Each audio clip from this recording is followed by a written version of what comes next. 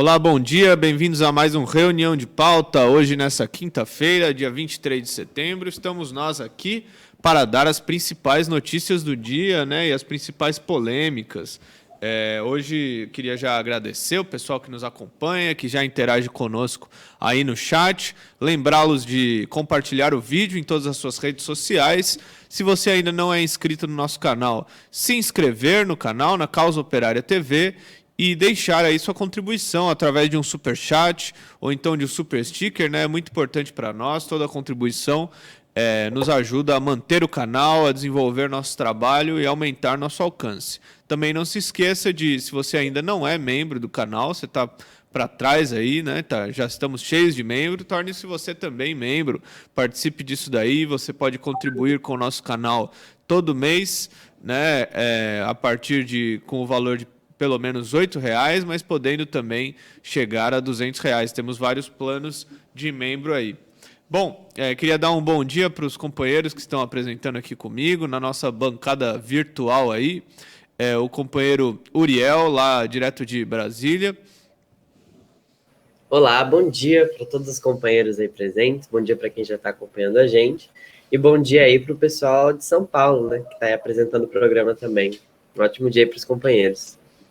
Bom dia para Marília também. Tudo bem, Marília? Bom dia. Bom dia, Chico. Bom dia a todo mundo aqui que está assistindo a reunião de pauta. Bom dia, companheiro Marcos, diretamente lá da Bahia. Não sei se o Márcio está... Acho que ele está com um probleminha na conexão. O Márcio sempre sofre boicote, né? Ele sofre um boicote da internet. Exatamente. Mas vamos nós. Então, quando o Márcio se resolver aí, ele dá um alô aqui pra gente. E a gente conversa. Opa! É aí, Márcio, bom dia.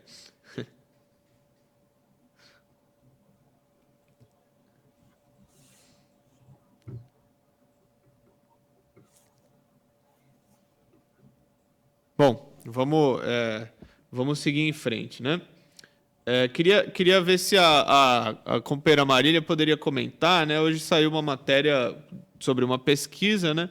Dizendo que a terceira via, né? Os votos dos candidatos preferenciais da terceira via seria o Ciro Gomes e o João Dória. Apesar desses candidatos focarem numa campanha antipetista, né? Os votos que eles teriam seria de pessoas que seriam mais apoiadores do Lula do que do Bolsonaro, é isso? Exatamente, né? A gente vê aí que o Dória e o Ciro já estão fazendo uma campanha aberta contra o Lula, né? Pelo antipetismo, falando que o Lula é corrupto e tudo mais. E tem que deixar claro aqui, né, que os eleitores que eles estão tentando pegar são os eleitores do próprio Lula, né? Quer dizer, eles têm um discurso à esquerda, né? O Dória agora também está com essa coisa identitária.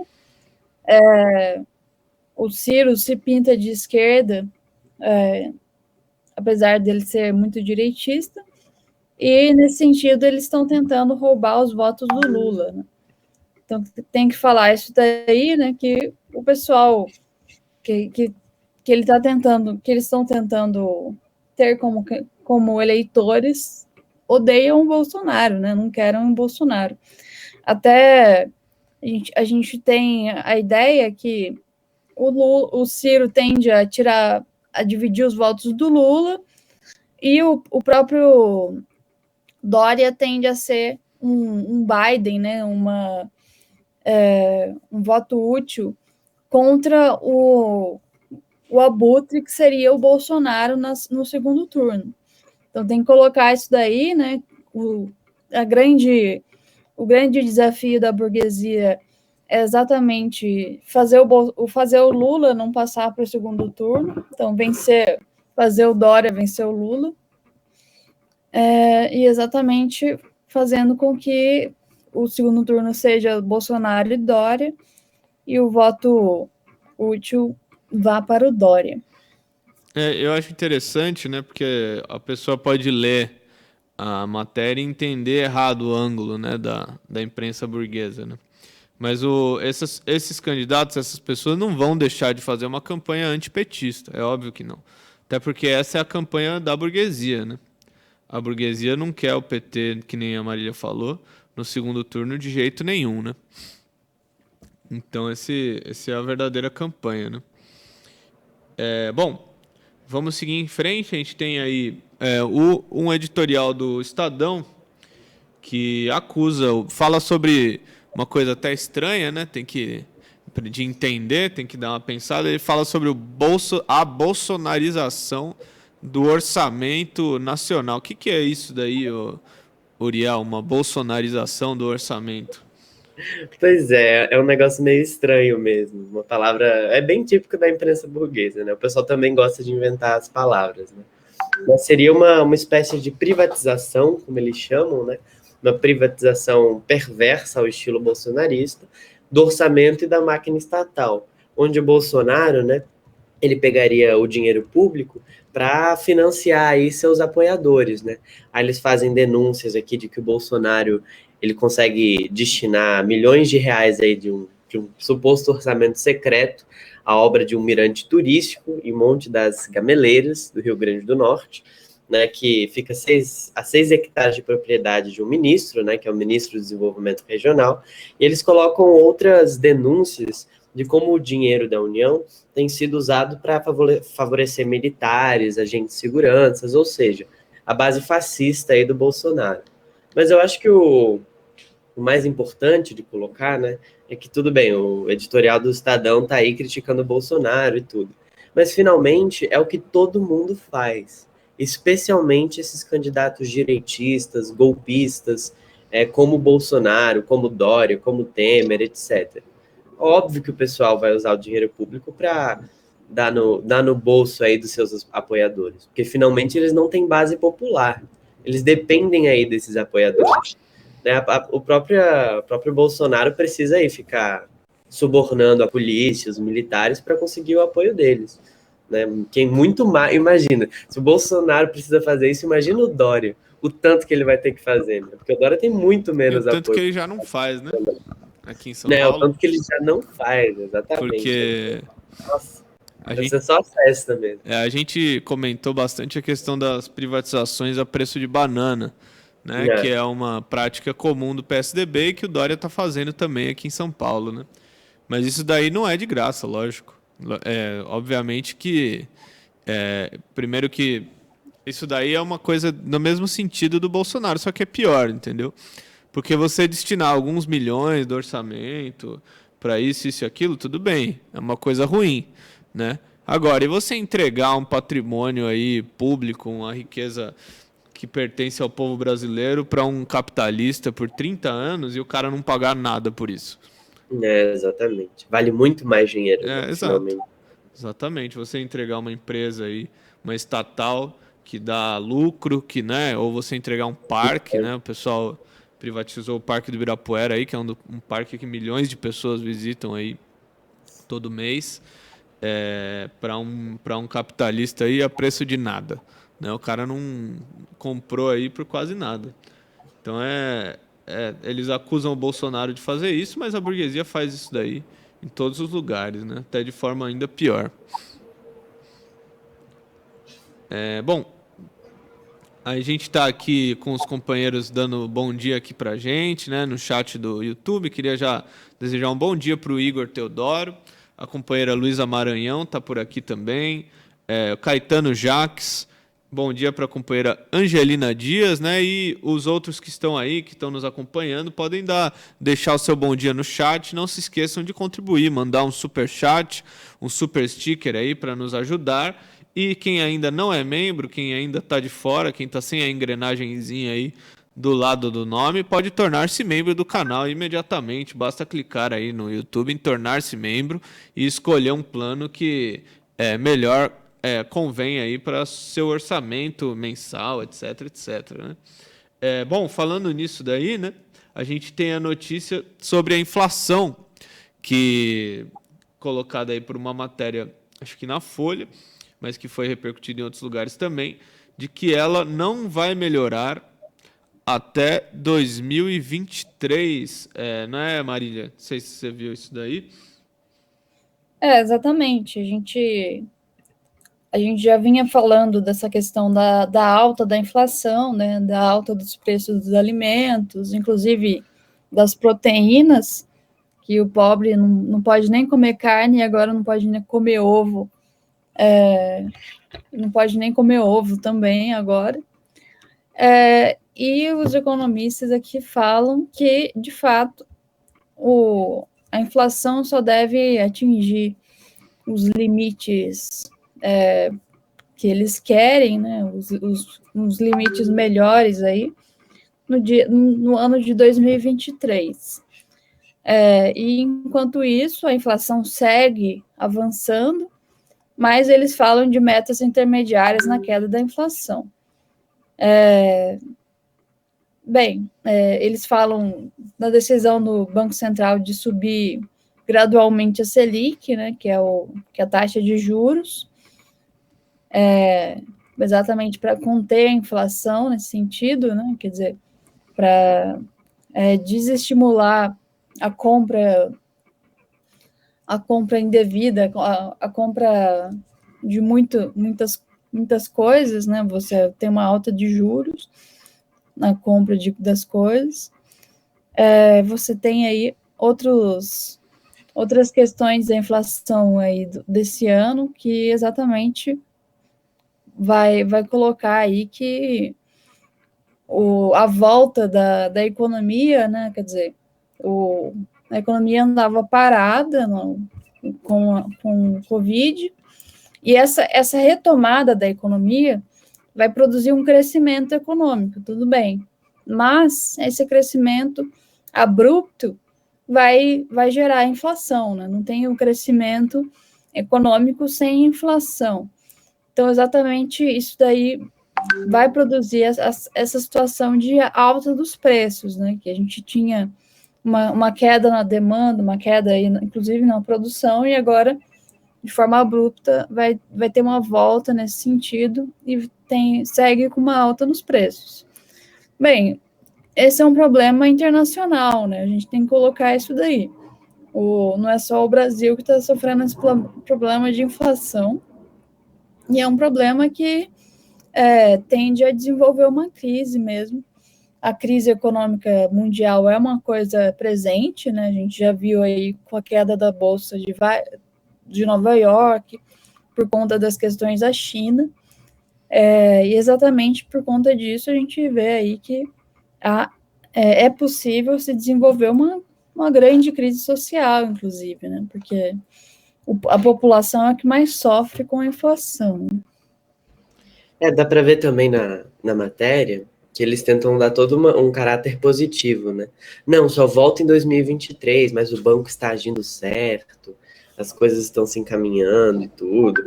É que a gente sabe que isso não é nem um pouco garantido, né? Exato. A gente vê, pois é um negócio assim, em qualquer momento pode estourar um novo clímax aí da crise, né? A gente vê toda a questão do Oriente Médio, na China, toda a crise do imperialismo aí nas suas últimas. Em qualquer momento a inflação pode piorar muito também, né? Parece que tentar passar que está tudo estável e tudo. Inclusive eles falam de uma terceira guerra mundial, quer dizer, sim, imagina. Os Estados Unidos e a China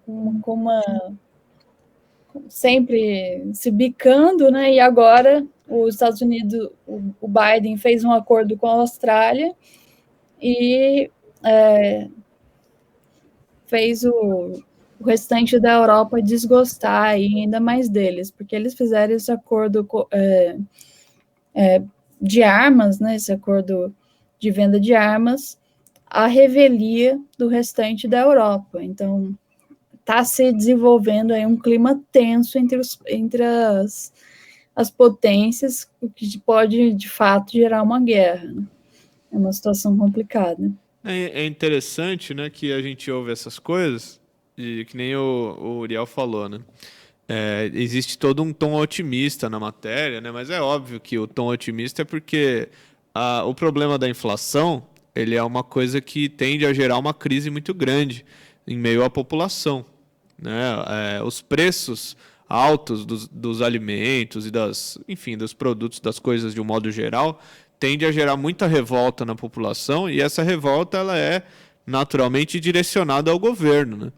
A pessoa chega e vai comprar um ovo e ela vê que está num preço que ela não consegue pagar, ele fica revoltado com o governo. Então, como isso tende a gerar uma revolta muito grande, então esse negócio de que deve voltar para mais perto da meta em 2023, que é a fala do economista entrevistado pelo Estadão, eu falei que era a Folha, mas era o Estadão, isso daqui, na verdade, é uma coisa que ele fala só para tentar tranquilizar o pessoal. A realidade é que ela tende o que ele quer dizer de verdade é que ela tende a não melhorar em nenhum período próximo, né?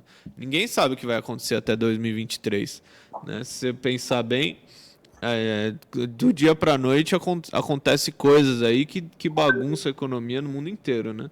A gente teve o problema da pandemia, teve agora recentemente essas crises que acontecem, tipo essa crise da China, tipo coisas que acontecem que a gente não sabe quais as consequências de um modo geral, né? Então dizer que vai voltar perto da meta em 2023 é um otimismo só para ver se tranquiliza o pessoal, né? Exatamente.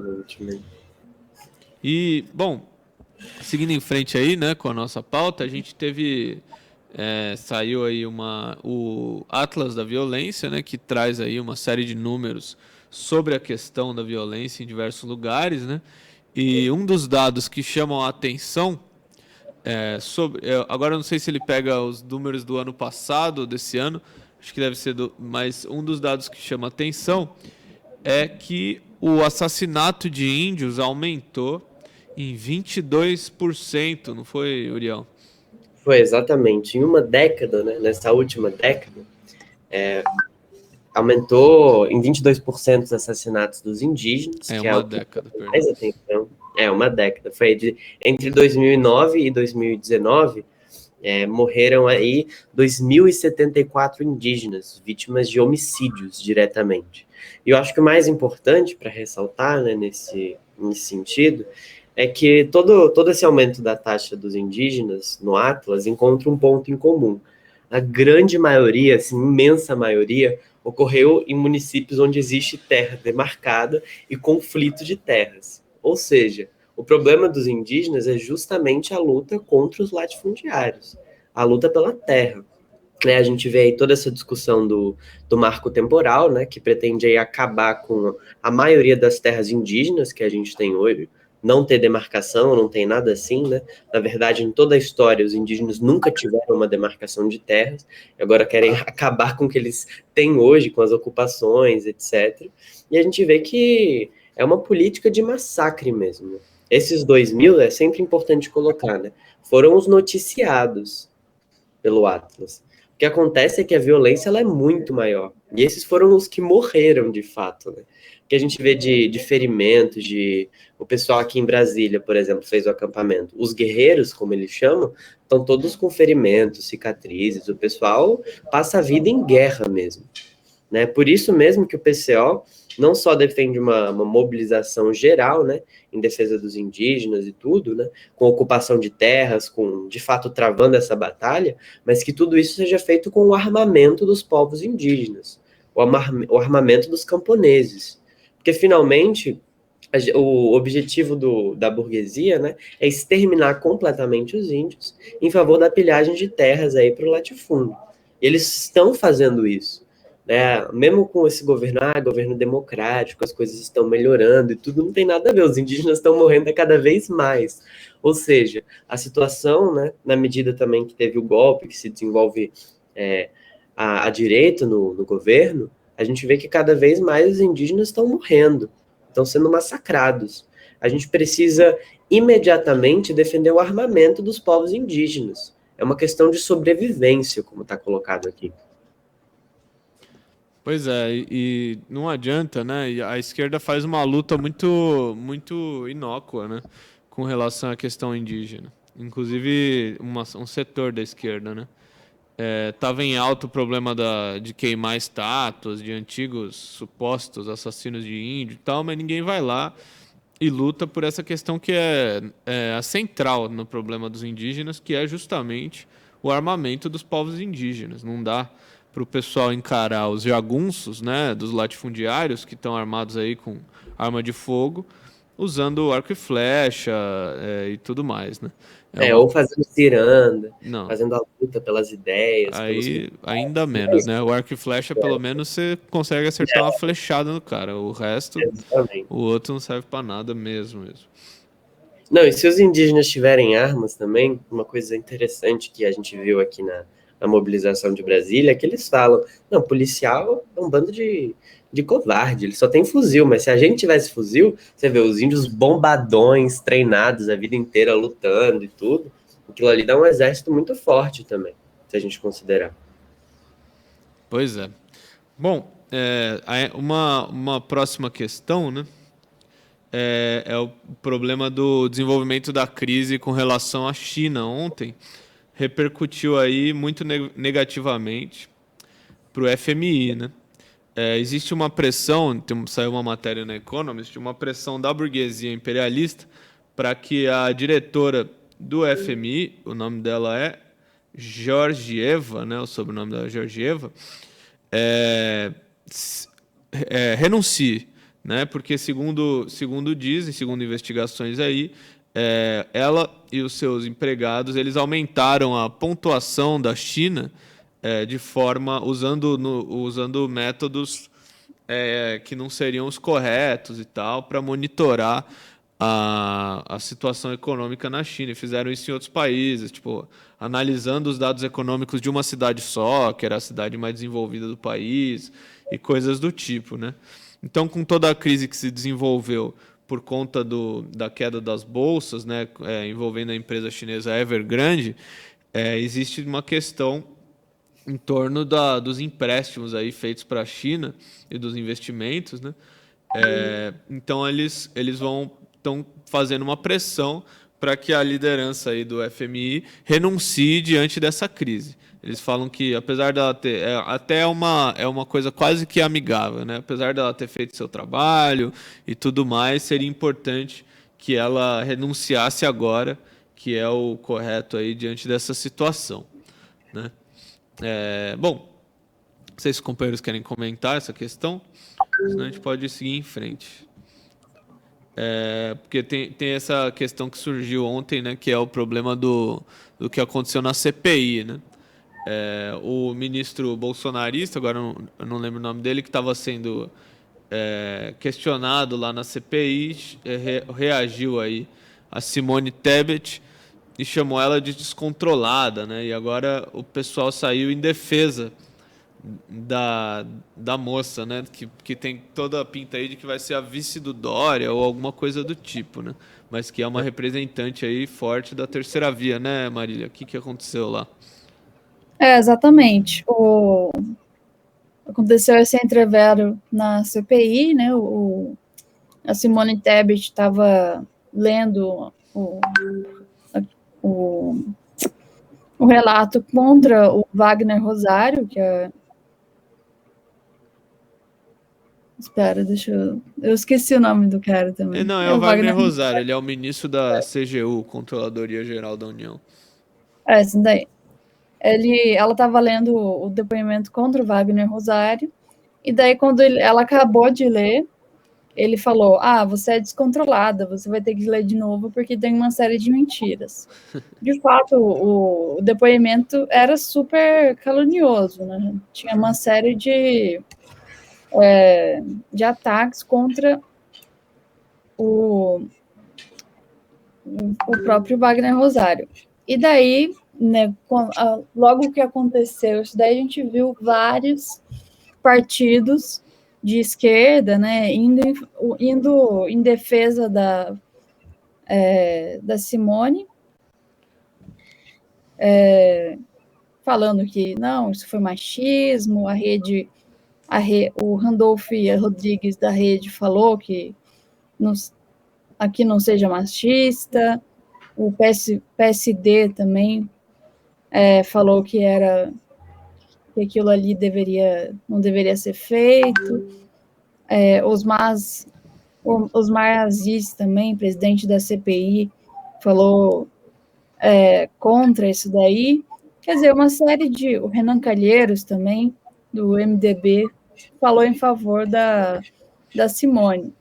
E a gente tem que deixar claro, né, que essa questão ganhou uma repercussão, colocando, na verdade, a campanha eleitoral da Simone em voga, né? Quer dizer, a Simone é uma grande injustiçada, mulher, tudo mais, que vai ser candidata às eleições de 2022. Quer dizer, a gente já vê uma operação se formando nesse sentido, né? E os setores que vão ser da candidatura da terceira via se coloquem como os feministas identitários aí, e os injustiçados que precisam ter os votos da esquerda. É importante colocar isso daí. E é importante destacar também, né, que quem vê o vídeo percebe que esse negócio que ele chama de descontrolada começou um bate-boca ali, a mulher começou a ficar meio nervosa, né? Não vou falar que ela estava descontrolada para ninguém vir atacar a gente aqui depois. Ela começou a ficar meio nervosa e tal, subiu o tom, e ele queria meio que sair por cima aí, se colocasse como uma pessoa que estava mais calma e tal. Falou, você está descontrolado, você tá ficando nervosa e tal, e a discussão tem que ser num nível civilizado. Nesse sentido, né? Você vê que ele fala que ele está descontrolado e que é uma coisa nesse sentido, e se você for pensar bem, ele até tá certo, né? Mas aí sai esse negócio de que ele está sendo machista e tal. Isso aí é clássico, né, do pessoal identitário, né? Que o cara fala uma coisa assim, mesmo que ele seja um bolsonarista, né? Obviamente que não deve ser flor que se cheire, mas aí a esquerda usa isso daí para fazer campanha pela direita, por essa mulher que é uma latifundiária, que é um monte de coisa ruim, né? Por conta de uma coisa que não tem nada a ver. Eu não duvido nada. Esse pessoal é capaz até de forjar esse tipo de coisa, né, para fazer campanha. Não, eles fazem bastante isso. Um negócio assim... Não é que eles são capazes. Bem no ridículo, né? Sim, eles já fazem. Sim. Não, porque é muito absurdo, né? A pessoa agora, se você chama uma pessoa descontrolada, ela vai virar candidata, feminista, lutadora das mulheres, representante de toda a luta da mulher, das mulheres que sofrem aí, enquanto o pessoal tá aí atacando o aborto e tudo. Você vê que é um negócio muito absurdo, né? Pois é. Bom, Rubeiro, estamos chegando aí ao nosso final, né? Já vamos estourar nosso horário. Queria agradecer muito a presença de todos aqui no chat, desejar um bom dia aí a todos que nos acompanharam, né? Márcia Guzmán, Tuizin Tosi, Leonardo Costa, Angelina Dias, todo o pessoal que esteve por aqui. Agradecer a interação no chat. Agradecer aos companheiros que estavam apresentando, a Marília e o Uriel, muito bom dia. E a gente se vê amanhã, que a reunião de pauta volta às 9 horas da manhã. Então, tchau, tchau e até amanhã para todo mundo. Tchau, bom dia. Até mais, até amanhã.